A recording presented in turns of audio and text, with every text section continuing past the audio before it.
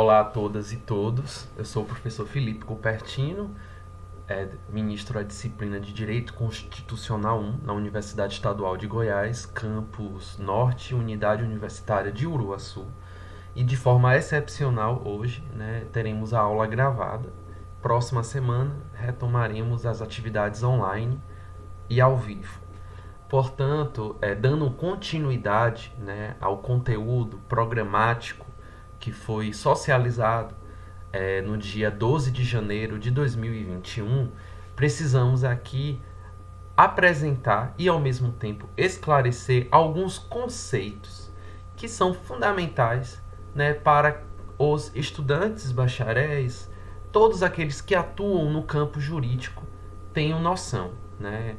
Temos no âmbito da nossa Constituição uma série de princípios, mas ao mesmo tempo há uma teoria, que fundamenta, o pensamento e que fundamenta o constitucionalismo brasileiro. Então, na aula de hoje, nessa primeira parte da aula de hoje, vou apresentar 3 conceitos e que são ao mesmo tempo institutos: a revisão constitucional, a repristinação e o fenômeno da mutação constitucional. Na aula passada, falamos de uma forma bastante robusta da emenda constitucional número 45 de 2004. Esta emenda ela trouxe mudanças, acréscimos, na verdade, no texto constitucional. Então, nós temos uma Constituição rígida. O que é que significa isso?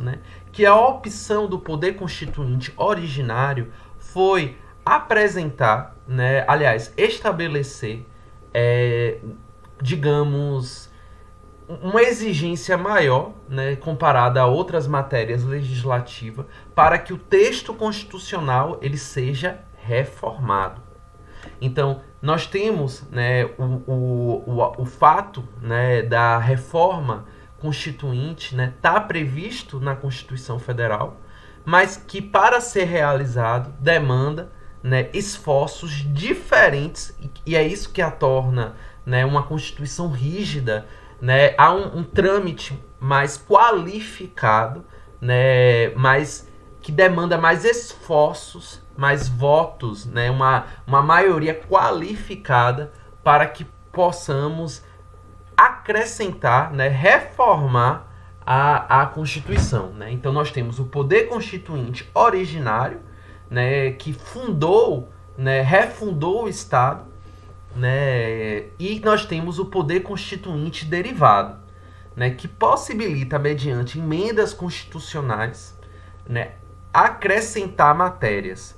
Sabemos que não pode haver retrocessos, retiradas no que tange ao texto original. Então, o texto original não pode ser objeto de emenda constitucional, mas pode haver acréscimos de direitos fundamentais.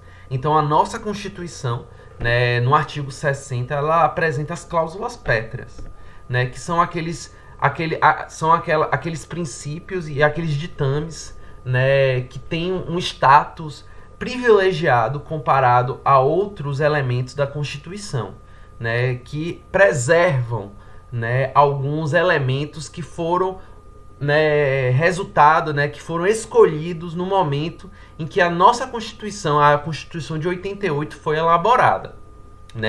Por exemplo, a federação, a forma federada de organização do nosso Estado, do Estado brasileiro, ela continua, aliás, é um dos ditames que possuem a natureza de cláusula pétrea, ou seja, nenhuma reforma que possa acontecer na nossa Constituição pode suprimir a forma federada do nosso Estado.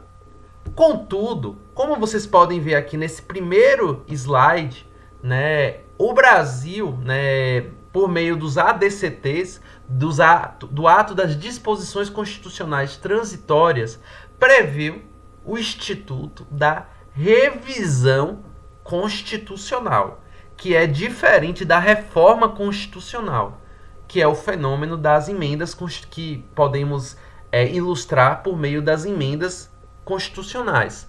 A revisão constitucional é uma sinalização, né, que o poder constituinte originário consagrou nesses ADCTs, prevendo a possibilidade, né, do Brasil revisar algumas opções políticas que foram incorporadas, né, ao nosso texto constitucional. Por exemplo, né, a forma república, a forma de governo mediante a república e o sistema de governo presidencialismo ou parlamentarismo. Recapitulando, o poder constituinte originário optou, né, pela forma republicana de governo e pelo sistema de governo presidencialista. Porém, o ADCT, né, o artigo 2º do ADCT, previu a possibilidade de ocorrer, né, um referendo, né, para que a população confirme se quer continuar com o sistema de governo presidencialista e se quer continuar com a forma de governo da República. Como vocês podem ver, o artigo 1º da Constituição prevê essa estrutura, né, essas opções políticas, mas colocou, né, a possibilidade, né, de, aliás, referendo não, um plebiscito, perdoe-me, né, a previsão de um plebiscito, né, em que a população irá confirmar se opta, né, em continuar com esse sistema de governo e com essa forma de governo, ou se pretende modificar aquela opção, né, que está consagrada no artigo 1º. Então, a revisão constitucional é esta previsão e que foi realizada, né? Foi realizado esse plebiscito. Então, tratou-se de um processo único, né? Essa revisão constitucional prevista no ADCT trata-se de um processo único que possui um tempo certo e limitado para sua realização, né? Então, a revisão constitucional, conforme está aqui no artigo 3º, deveria ser realizada e foi realizada 5 anos contados a partir da promulgação da Constituição. Então, lembrando que a promulgação da Constituição do Brasil, desta Constituição, ocorreu em 1988, em 5 de outubro de 1988, né? E que, né, exige a maioria, né, dos votos, né? Ou seja, 50% mais um dos votantes.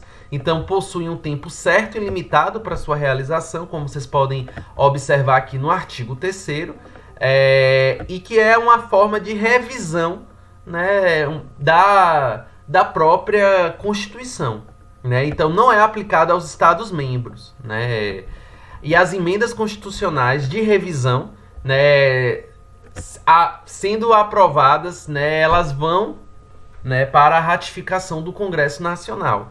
Então, para haver essa revisão constitucional, o Congresso, né, deveria, né, e se reuniu em uma sessão única. Então, essa revisão constitucional, né, ela decorreu do poder constituinte, a sua previsão, né, decorreu do poder constituinte originário e só poderia acontecer uma vez, né? E esse plebiscito, né, ele tratava-se de um caso de uma maioria, exige, né, a sua convocação, uma maioria absoluta, uma sessão única, né, e demandaria, no caso, a promulgação da mesa do Congresso Nacional, né?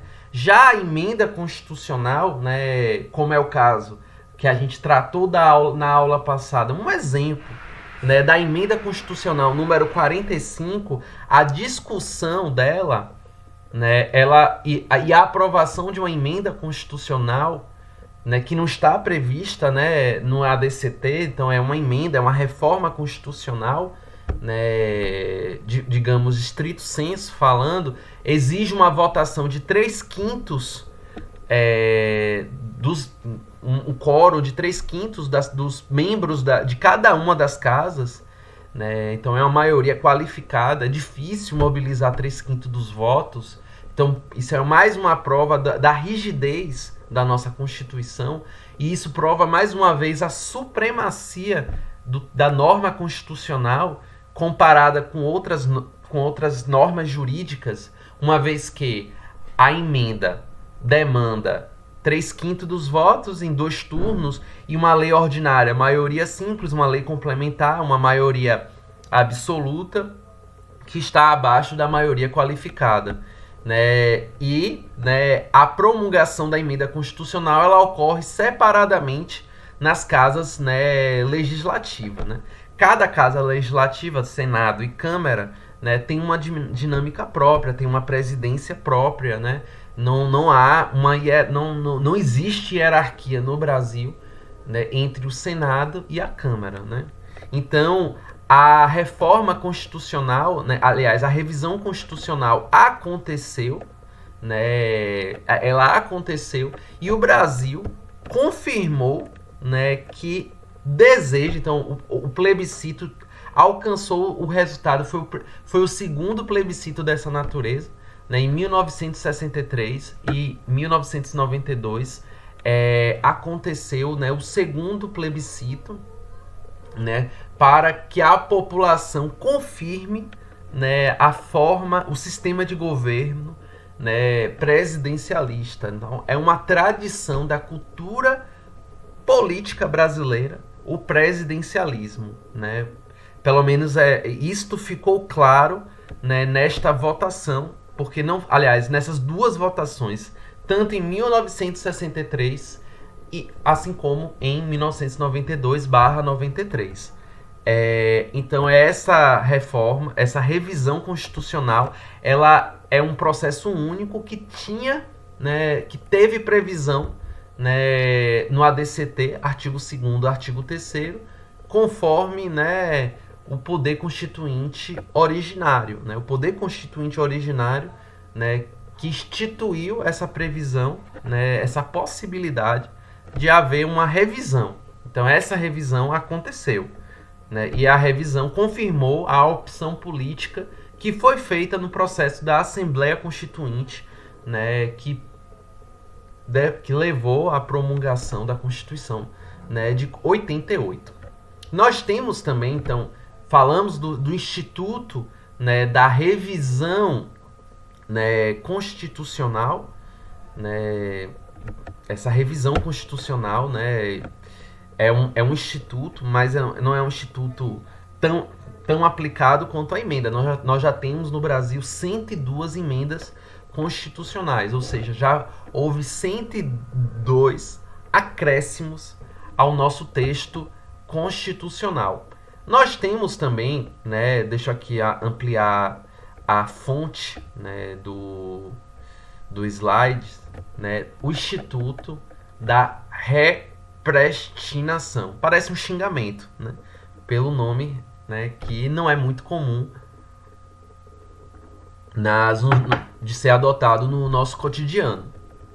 Mas a repristinação, em outras palavras, seria o fenômeno em que a Constituição revoga, né, e retoma, aliás, é a revogação da revogação, né, em outras palavras. Então, a repristinação seria, né, o retorno, né, de um outro preceito que foi revogado pela Constituição anterior à atual. Como assim? Eu acho que ficou um pouco confuso, né? A revogação da revogação.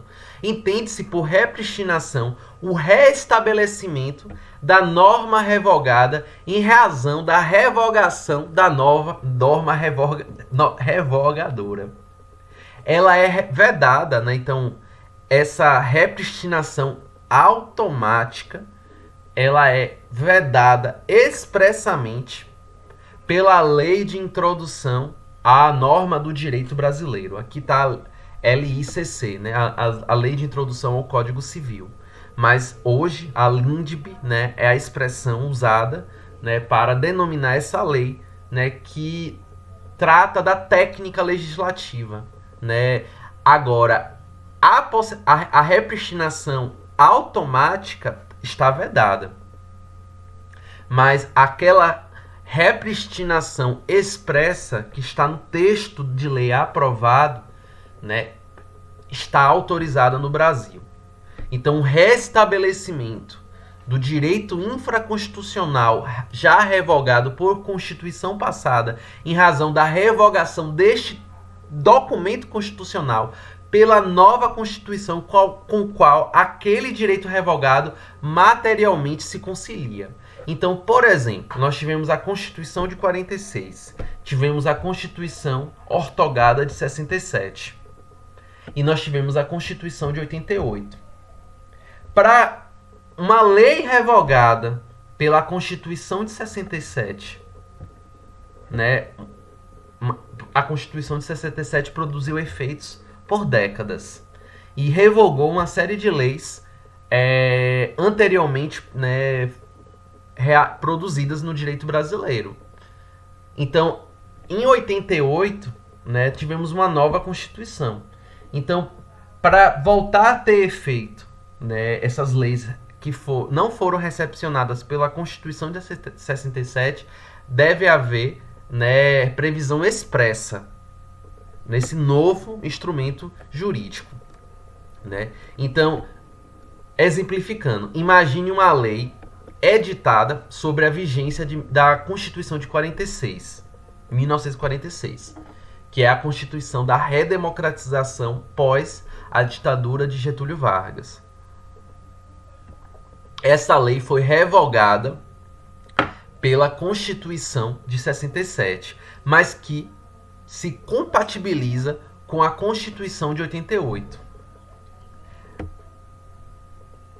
Havendo previsão expressa na nova Constituição, então não é tácita, né? Esse fenômeno ele não é tácito, ele tem que ser expresso. Então, havendo previsão expressa na nova Constituição, é possível o fenômeno em tela. Que fenômeno? A repristinação.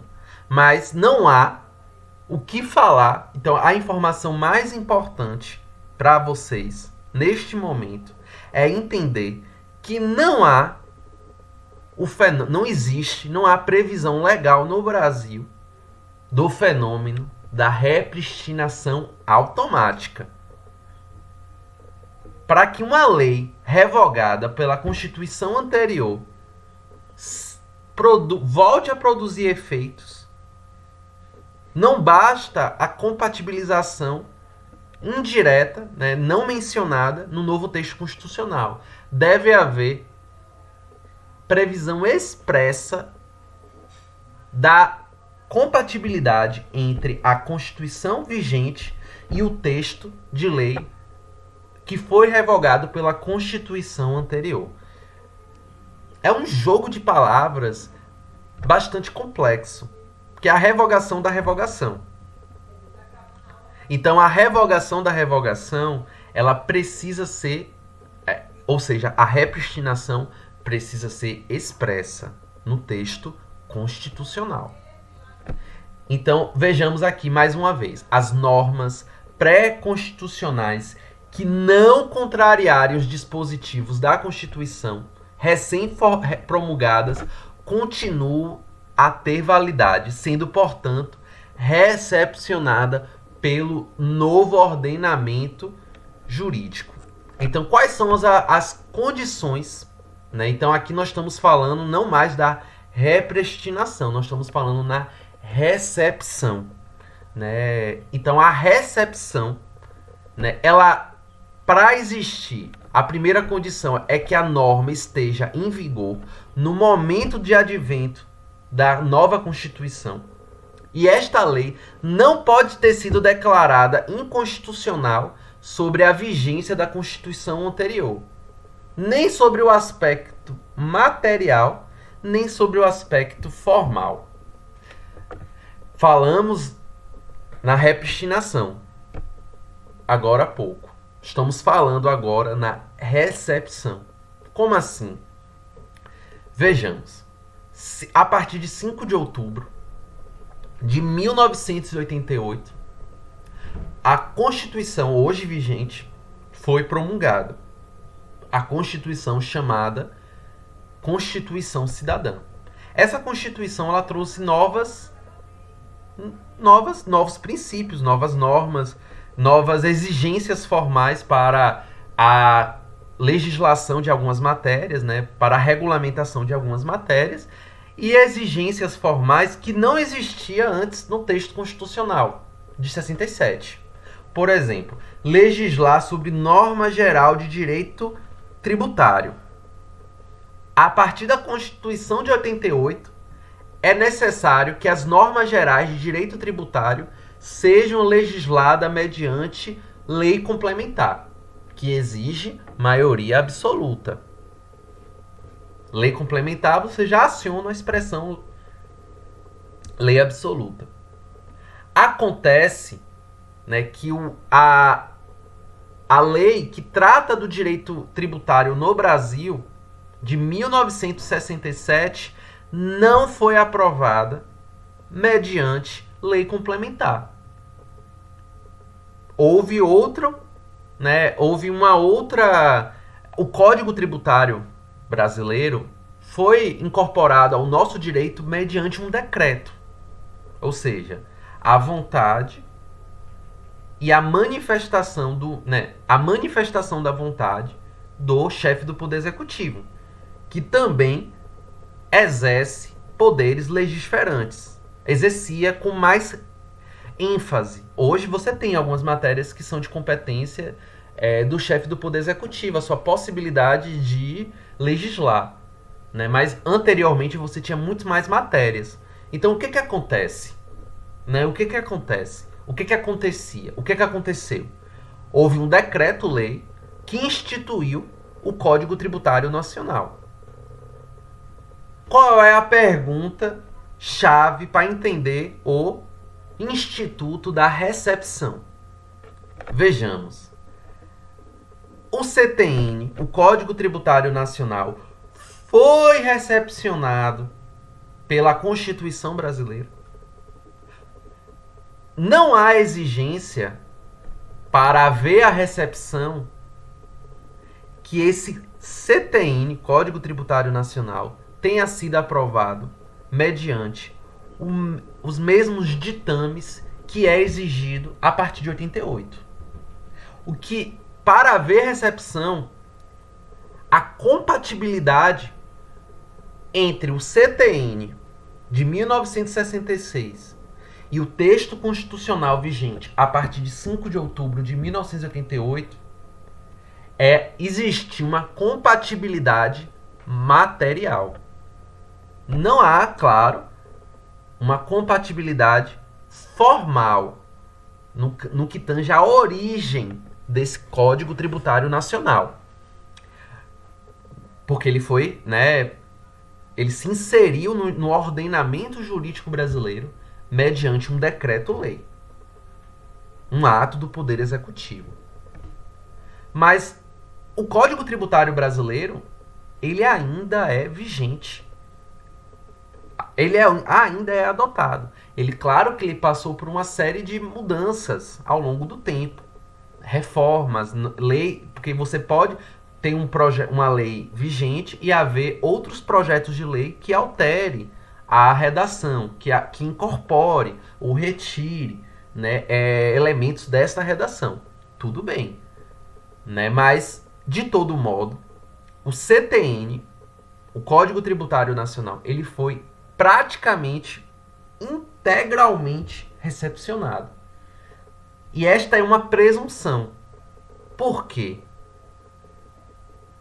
Há a presunção que essas normas jurídicas anteriores à promulgação da Carta Política de 1988 há a presunção que tudo que foi legislado antes é presumidamente constitucional.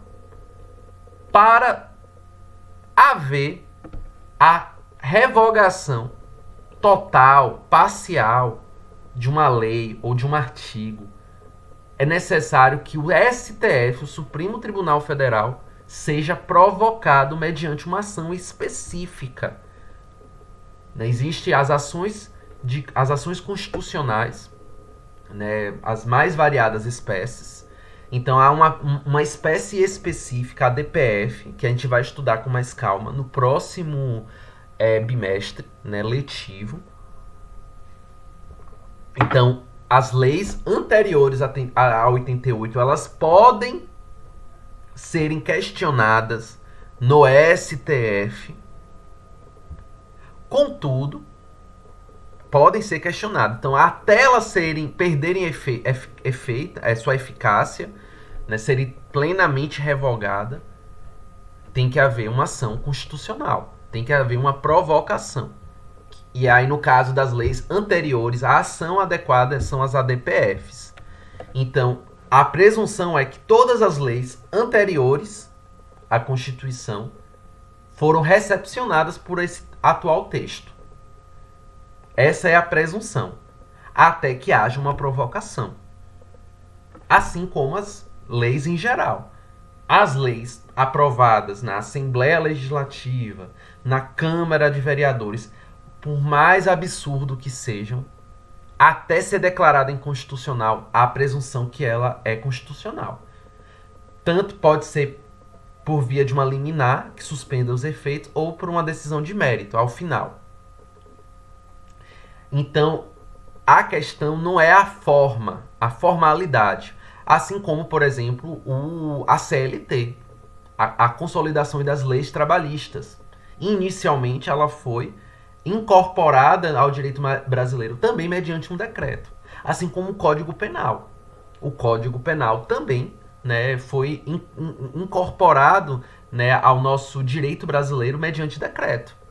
Mas algumas normas do direito penal já foram objeto de ações constitucionais, que se questionava se ela é ou não recepcionada pela atual Constituição. Então, para isso, Código Penal, 1941, também decreto. CLT, a partir da década de 30, mediante decreto, foi recepcionado. Mas alguns elementos, né, não a CLT como um todo, ou o Código Penal como um todo, né, nem tudo foi recepcionado. Mas para não ter sido recepcionado, tem que haver uma ação constitucional. Então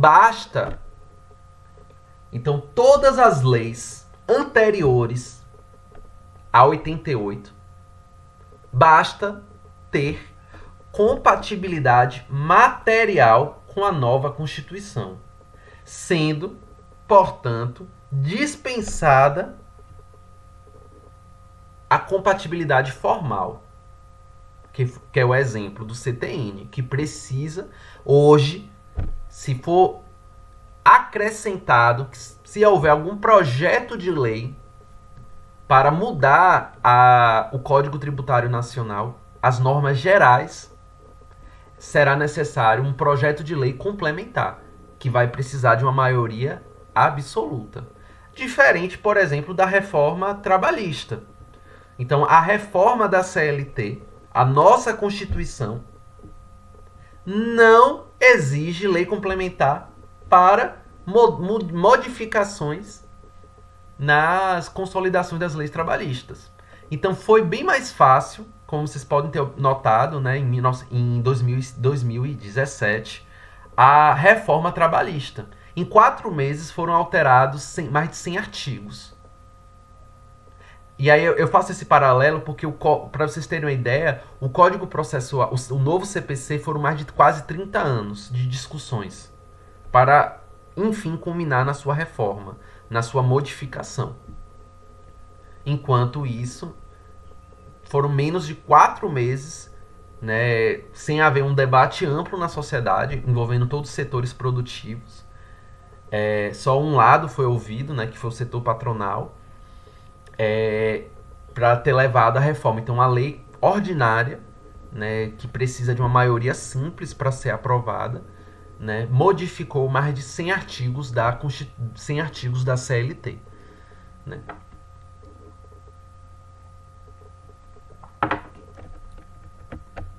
Corrigindo, o Código Tributário Nacional, na verdade, ele foi... Eu confundi com o Código Penal. Ele foi publicado originalmente como lei ordinária, mas que foi recepcionado, né, como uma lei complementar. O que foi decreto, só recapitulando, foi a CLT e o Código Penal, mas que também foi recepcionado. Então, quando a norma pré-constitucional não é recepcionada, ou seja, é incompatível com o ordenamento estabelecido pela norma constitucional, pela nova Constituição, é dita revogada por falta de recepção.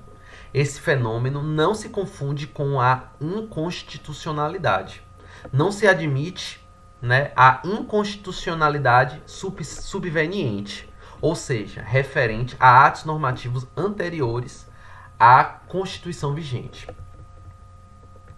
A norma pré-constitucional, em relação à sua validade perante a nova Constituição, pode ser questionada, como eu falei anteriormente, por meio da ação de descumprimento de preceito fundamental, né, a ADPF, que foi regulamentada pelo artigo 102, que está prevista no artigo 102, parágrafo 1º da Constituição de 88. A recepção de uma norma pré-constitucional vale da promulgação da nova Constituição. E se admite uma modulação de seus efeitos da decisão. Ou seja, o que é a modulação? A Corte Constitucional pode determinar a partir de qual momento ela passa a operar os seus efeitos no novo ordenamento. Ou seja, é admitida uma recepção parcial de uma norma pré-constitucional. Por exemplo, você permite a recepção só de um artigo ou só de um parágrafo. Você pode revogar, você pode não recepcionar quase toda uma lei e deixar só um artigo recepcionado ou só um parágrafo recepcionado. Então é uma modulação dos efeitos. Então, um exemplo clássico desse instituto, né, foi a ADPF 187, que foi ajuizada pelo Procurador-Geral da República, em face, né, do artigo 287 do Código Penal, né, que deve ser interpretado conforme a Constituição. Essa ADPF se referiu às situações em que entendia que as marchas que defendiam a legalização da maconha era considerada uma apologia ao crime. E sendo uma apologia ao crime, deveria essas manifestações serem repreendidas e os seus organizadores processados. Organizadores e participantes. Né? É um dispositivo, né, que tipifica como fato criminoso ou como autor de um crime. Acontece que não se revogou o artigo 287. Ainda existe o tipo penal apologia ao crime. O que não pode é este artigo ser aplicado para inibir que as pessoas exijam a revogação de um dispositivo penal. Ou seja, o direito está em transformação permanente. Então não significa que um dia não pode haver um reposicionamento sobre o status dessa substância, de algumas substâncias que hoje são consideradas ilícitas. Né? Assim como, por exemplo, é o caso do aborto. Existem grupos, movimentos intelectuais que defendem publicamente, né, que haja uma ampliação dos rolos que permitem a prática da interrupção de gravidez. Né? Não apenas no caso de estupro, como existe hoje, ou de risco à mulher, à mãe, né? Na saúde da mãe e depois, jurisprudencialmente, dos anencéfalos. Mas que haja, havendo a vontade. Apenas pela vontade. Até 3 meses ou até 4 meses. Enfim, defender isso não pode ser considerado apologia ao crime. Né? Assim como no caso das marchas. Né? Então, qual foi, né, o voto que prevaleceu? Né? O voto um dos votos foi do Celso de Mello. Quando ele fala: o debate sobre a abolição penal de determinadas condutas puníveis pode ser realizado de forma racional, com respeito entre interlocutores, ainda que a ideia para a maioria possa ser eventualmente considerada estranha, extravagante, inaceitável ou perigosa. Considerar como apologia ao crime, na verdade, inibe a liberdade de expressão. Ou seja, porque está no Código Penal, a gente não pode discutir. Né? A ministra Carmen Lúcia, ela acompanhou o entendimento do Celso de Mello, né? Quando ela fala: se, em nome da segurança, abrimos mão da liberdade, amanhã não teremos nem liberdade nem segurança. Né? Porque era um dos argumentos utilizados para defender, né, a aplicação do tipo penal apologia ao crime a tais condutas, né, as marchas, né, que existiam. Então, esse julgamento aconteceu, se eu não me engano, em 2011. Né? E aí, a partir de 2011, ninguém pode ser preso ou nenhuma manifestação desta natureza pode ser proibida por alegação da apologia. Então, veja que isso é uma modulação dos efeitos. O tipo penal apologia ao crime não foi revogado. Né? No próximo vídeo eu tratarei do Instituto da Mutação Constitucional.